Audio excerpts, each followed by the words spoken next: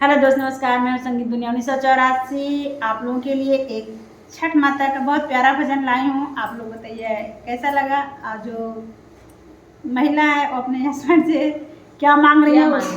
वो छठ छठ व्रत पे साड़ी मांग रही है, फल मांग रही हैं और क्या मांग रही हैं, क्या लेकर दे रहे हैं।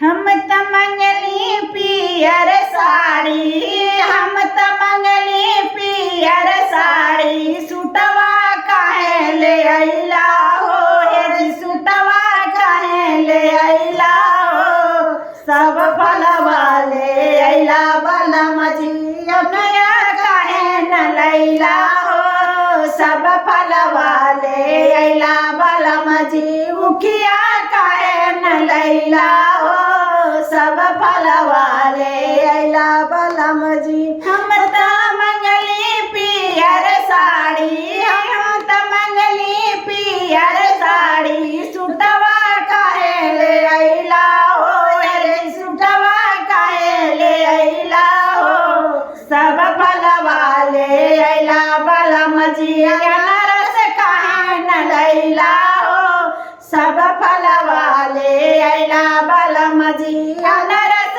काहे न लैला हो, सब फलवा ले अइला बलम जी। हम त मंगली पियर साड़ी, हम त मंगली पियर साड़ी, सूटवा काहे ले अइला हो, हे सूटवा काहे ले अइला हो, सब फलवा ले अइला बलम जी, सब फलवा ले अइला बलम जी, केरवा काहे न लैला हो, सब फलवा ले अइला बलम जी, केरवा काहे न लैला हो, सब फलवा ले अइला बलम जी।